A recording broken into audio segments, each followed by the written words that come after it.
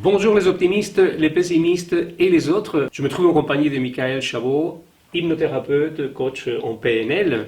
Et je suis venu faire une séance pour tester justement l'hypnose. Donc, Michael, merci pour cette séance. Merci à toi. Alors, j'aimerais qu'on fasse un petit retour de cette séance.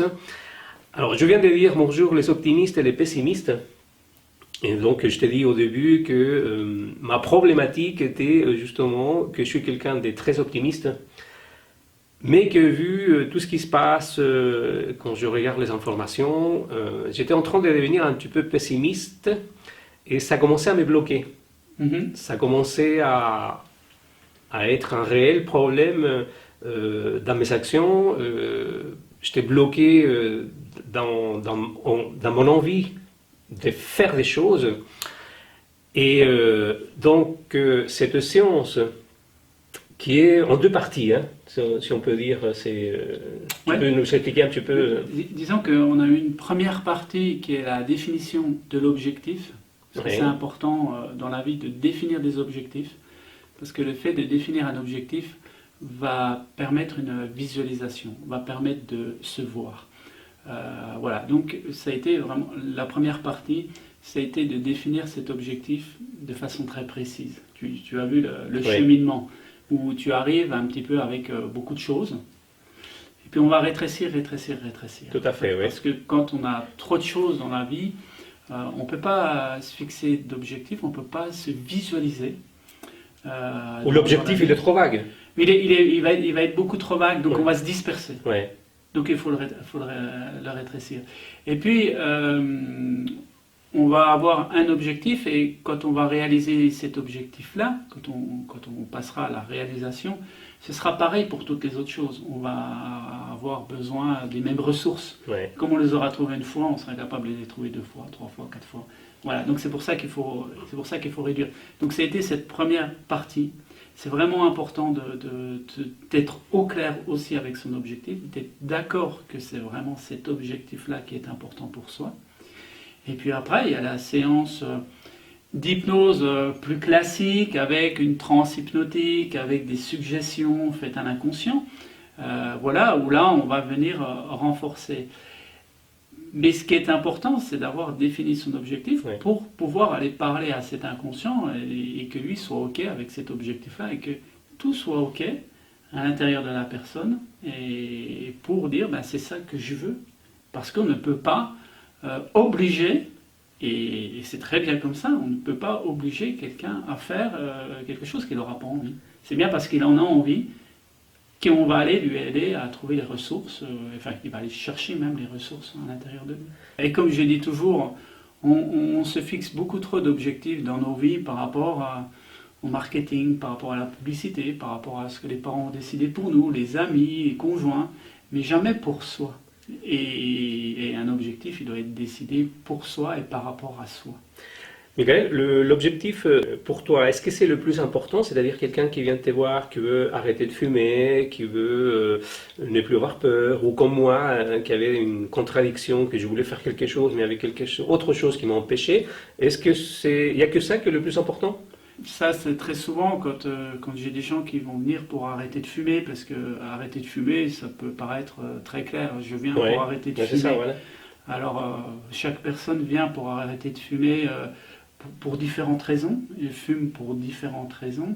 Et ce qui va être intéressant, c'est qu'une personne qui arrête de fumer, elle retrouve du temps. Une personne qui fume 10 cigarettes par jour, à 3 minutes par cigarette, c'est 30 minutes, si elle en fume 20, c'est 1 heure de retrouver. Eh bien, c'est de se dire, tiens, qu'est-ce que la personne pourrait mettre en place qu'elle n'a pas le temps peut-être de faire aujourd'hui, ou que c'est en tout cas un changement dans sa vie. Très souvent, j'ai des personnes qui fument depuis très très longtemps, et c'est quand même un changement dans la vie. Tout d'un coup, se dire, bon, là, il faut que j'arrête cette cigarette, il faut que je fasse autre chose, il faut que je fasse autrement. Et donc, c'est pas anodin, ça arrive parce qu'on est prêt à changer les choses. Et je trouve intéressant d'aller s'ouvrir à d'autres choses, d'en profiter. Pour des choses, en tous les cas, on n'aurait peut-être pas le temps aujourd'hui. Ben, c'est dire, tiens, je vais retrouver du temps dans ma journée, ben, je vais mettre en place de nouvelles choses. Et en plus, ça va aider. On n'est plus juste là en train de devenir non-fumeur. Ouais. On est en train de faire autre chose Ouais. qui est plus grand et on va en tirer beaucoup plus de satisfaction encore. Ouais. Dans cette première partie que nous avons fait, j'ai compris que j'étais en train de trop intellectualiser ce qui ne va pas dans la vie, ce qui me dérange dans ce que j'entends dans les informations. Et donc, je n'étais pas dans l'action, en fait, ça m'a bloqué. Mhm. C'est quoi pour toi l'action? L'action, c'est intrinsèque, ça doit venir de l'intérieur. Des façons de se mettre en action, c'est soit on écoute toutes les suggestions de l'extérieur, hein, ce que j'ai dit tout à l'heure, la publicité, le marketing, les parents qui décident pour nous, la famille, et on va se mettre en action par rapport à ça, peut-être pour aller rechercher une forme de reconnaissance, Ouais. d'exister, et ça, c'est pas tellement de l'action. L'action, elle doit venir vraiment de l'intérieur, faire des choses pour soi. Mais l'action, c'est pas être tout le temps en mouvement, Ah, c'est pas justement, faire plein de choses, c'est pas avoir de l'agenda.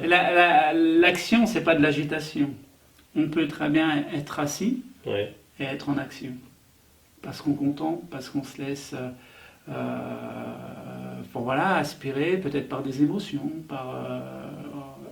et on est en action. Ouais. On peut regarder la nature, Ouais. regarder de l'eau qui coule, un ruisseau, regarder un arbre et être en action. Et donc, si j'ai bien compris, l'action, il ne faut pas qu'elle vienne de l'extérieur. Non, elle doit venir de l'intérieur. C'est l'histoire de l'œuf. Ouais. L'œuf, il y a deux façons de se casser, c'est soit par l'extérieur, et c'est la mort du poussin. Ouais, parce qu'on va le frapper et puis. On ouvre et c'était pas le bon moment. Enfin bon, Ouais. bref, voilà. Soit l'œuf, il se casse par l'intérieur, et c'est le Naturellement. poussin, c'est exactement qui le casse pour grandir, pour s'élever. Eh bien nous, c'est pareil, ça doit venir de l'intérieur pour aller vers l'extérieur. C'est-à-dire c'est l'intérieur qui va qui va nous mettre en action, qui va diriger nos membres là où on voit où on veut aller, et pas l'extérieur, et justement pas le contraire, où c'est pas la publicité, le marketing, voilà, toutes ces choses, ces croyances qu'on nous dit il faut faire comme ça. Ça nous fera jamais vivre. Hier, donc, je me suis vu en pleine action. J'ai retrouvé la force nécessaire pour proposer un film documentaire à une copine. Donc, j'étais déjà dans l'action. Mais aujourd'hui, avec cette séance, m'a permis de vraiment comprendre et de mieux cerner ce que je veux, en fait. Mm-hmm. Et de dire, comme tu m'as bien fait comprendre, de dire, voilà, il faut se fixer un objectif, même s'il est petit, mais c'est fixer un premier objectif, d'accord? Et c'est super intéressant parce que ça permet de débloquer, en tout cas moi ça m'a permis de débloquer et de dire ok, je suis en contradiction, je ne sais pas quoi faire, et aujourd'hui j'ai trouvé la force nécessaire pour me dire mais voilà, je passe à l'action. C'est pas la peine que je continue à intellectualiser. C'est ça, voilà, c'est de rentrer dans l'action. Ouais. Parce qu'en fait, il y a que la vie, ça peut être que de l'action. C'est vrai qu'on intellectualise et on est dans une société qui intellectualise énormément et on oublie d'être en action. Et notre système immunitaire ne fonctionne que quand on est en action. Ouais. Donc il faudra toujours aller chercher l'action. Il vaut mieux se tromper et Voilà. être en action que de ne rien faire et de ne pas se tromper. Oui, parce que la peur ou l'insécurité ou des choses comme ça nous empêchent d'avancer et puis Oui. on a peur de se tromper. La peur de se tromper, elle est depuis la tendre enfance. Puisque à l'école, faut donner que des réponses justes.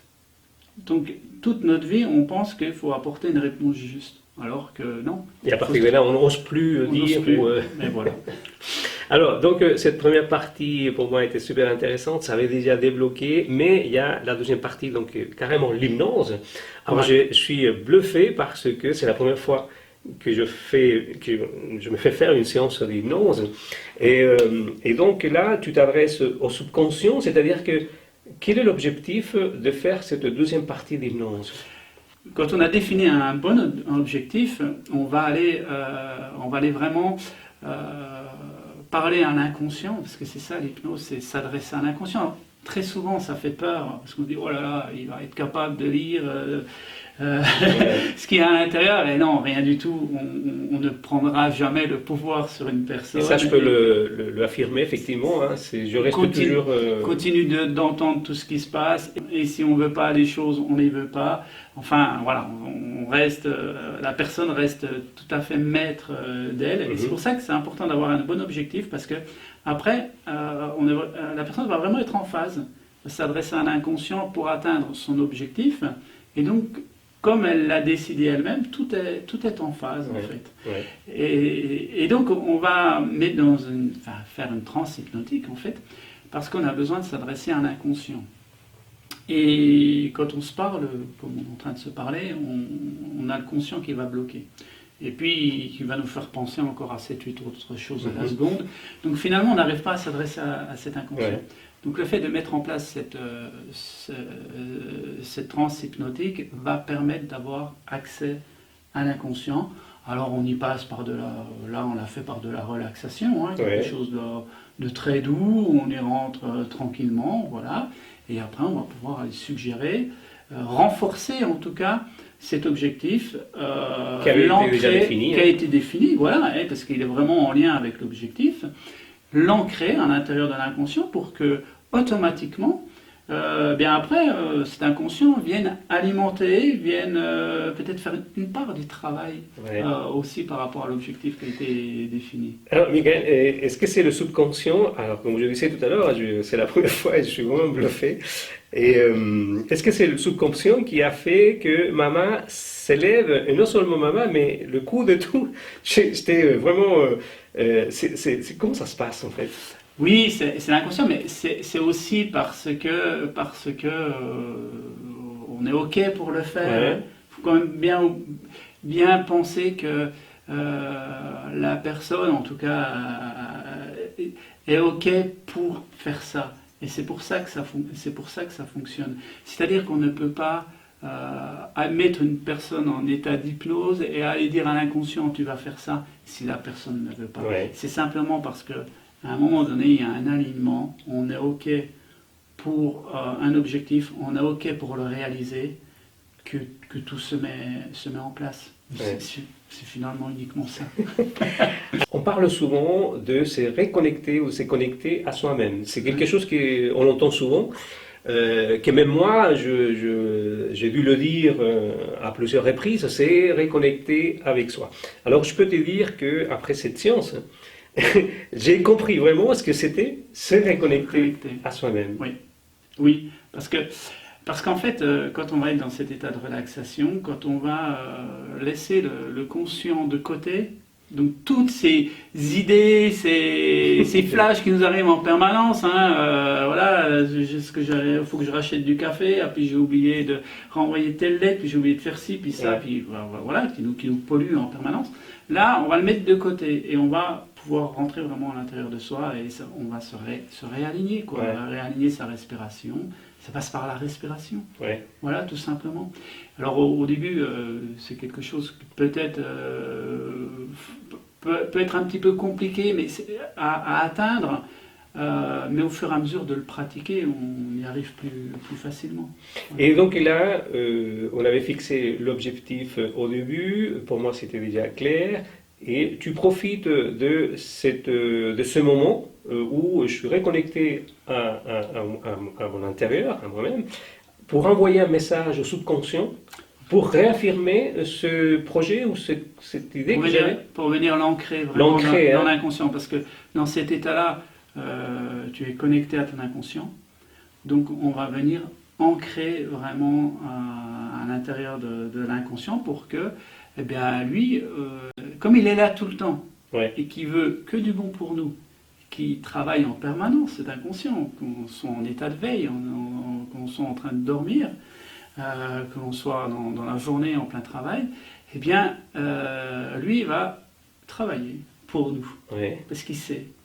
Il sait maintenant là où toi, tu as envie d'aller.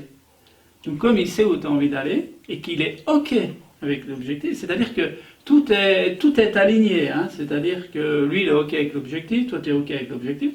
Voilà. Ouais. À l'intérieur de toi, c'est OK, vous savez où vous voulez aller, ben, il va t'aider. Michael, tu dis que le subconscient est toujours là pour nous aider. Et donc c'est quelque chose que j'avais aussi compris, que j'avais intellectualisé, mais c'est la première fois que je le sens. C'est-à-dire que on dit souvent que le subconscient, il nous veut du bien. Oui. Mais encore une fois, pour moi, c'est toujours dans l'intellectualisation. Oui. Aujourd'hui, je l'ai senti qu'effectivement, le subconscient est là pour nous aider. Oui. Parce que j'ai pu rentrer dans le subconscient, en fait, Parce que tu t'es connecté à lui. connecté, voilà. Voilà, c'est ça. Parce que trop souvent, on n'est pas connecté à lui. Donc, Ouais. on peut pas savoir ce qu'il veut nous dire. Oui, mais ce qui me fait penser aussi, c'est que très souvent les gens, et comme moi, on répète des concepts. Oui. Hein. Voilà, je suis reconnecté en moi-même, le subconscient il me veut du bien. Mais dès là, à ce que je ressens aujourd'hui, à être connecté vraiment, à savoir que mon subconscient, et c'est ce que tu viens d'ancrer dans mon subconscient, je le comprends aujourd'hui grâce à cette... Tu le vis. C'est-à-dire Voilà, c'est complètement différent en fait. Tu le vis. Et puis quand tu dis, attention, parce que quand tu dis que je l'ai ancré, Ouais, finalement, tu m'as aidé. Voilà, c'est ça. Tu as fait beaucoup plus que moi, parce que toi, tu es OK avec tout ça. Et si Ouais. tu n'étais pas OK, ouais, hypnose ou Ouais. pas, il se passerait rien. ouais. C'est très bien comme ça. Et c'est pour ça que j'en profite vraiment aux gens pour expliquer que tout ça fonctionne parce que là, il y a un objectif qui est défini, qui est validé par ton inconscient, par toi, et que c'est OK pour aller vers cet objectif-là. Ouais. Mais si on se trompe d'objectif, l'inconscient il dira attends, moi j'en veux pas, Ouais. et il se passera rien Rien. du tout. Alors, est-ce que cette séance suffit? C'est-à-dire qu'aujourd'hui, je suis super content, j'ai retrouvé la pêche, j'ai retrouvé l'objectif, j'arrête avec ces conflits que j'avais entre le pessimisme et l'optimisme. Est-ce que ça suffit? Ce qui va être vraiment important après, ça va être de continuer de développer cette vision d'atteindre l'objectif, Mhm. de là où tu veux aller. Ça doit vraiment être quelque chose qui va t'habiter en permanence. Parce que, je le répète, on est là, on sera là où on se voit aujourd'hui. Donc voilà, c'est notre vision qui va faire qu'on va aller là où on a envie d'aller. Mhm. Donc ça va être important. Ça va être important de faire de l'auto-hypnose, c'est-à-dire de venir se reconnecter à Reconnecter, soi, ouais. parce que ça va permettre de garder cette vision. Et puis après, quelquefois, ça peut être bien, et ça, c'est chacun vraiment qui va le sentir, ça peut être bien de revenir faire une séance, Mhm. de venir se reconnecter aux ressources, parce que quelquefois, seul, on a un peu du mal de le faire, enfin, de prendre ce temps-là. Quand on l'a jamais fait, de se mettre à le faire, des fois ça peut être un peu déstabilisant. Ouais. Donc voilà, ça peut être important de venir ou régulièrement de l'entretenir pour que ça devienne un automatisme parce que cet inconscient, lui, il adore la routine. Et donc, des fois, quand on part avec un nouvel objectif ou quelqu'un qui souhaiterait, je sais pas, autre chose, ça peut être arrêter de fumer, pour que ça devienne quelque chose un programme qui soit routinier à l'intérieur de lui, il faut quelquefois un petit peu de temps, entre 3 semaines et 8 semaines. Donc ça demande quelquefois à venir retravailler un petit peu en séance, 1 ou 2 fois. Je pense que c'est beaucoup plus puissant pour nos objectifs, pour notre vie, d'être vraiment reconnecté à soi-même et prendre du temps pour soi, mais vraiment du temps pour soi. En fait. Oui, de prendre du temps pour soi. Mais une séance d'hypnose, il faut quand même bien comprendre qu'elle va être par rapport à un objectif. Ouais. C'est important, parce que c'est quand même ça qui va guider Oui, ouais. la séance. Ouais. Voilà. C'est de définir cet objectif-là. Et je pense qu'on a tous plus ou moins des objectifs. Bien sûr, Bah oui. bien sûr. La vie, c'est ça. Et quand on en a réalisé un, eh bien, on va aller naturellement vers un autre, et puis vers un autre, et puis encore vers un autre. Et on va pousser sans arrêt les frontières. On parlait également, donc mon objectif c'est de faire un film du commentaire. Je n'ai pas toutes les compétences, je n'ai pas, il y a plein de choses qui me manquent, mais tu m'as conforté dans l'idée que mon projet, je peux le mener à bien, en fait. Toi, ton objectif, c'est de faire un film documentaire. Ouais, Voilà. Aujourd'hui, tu démarres. Tu sais pas comment tu vas faire. C'est pas ça qui est important. C'est de savoir où tu vas aller. voilà. C'est l'histoire du marin qui tant qu'il n'a pas fixé d'objectif, et il revient toujours au même endroit parce que les vents vont dans tous les sens, donc il revient toujours au même endroit. À partir du moment où il se fixe un objectif, il peut avancer.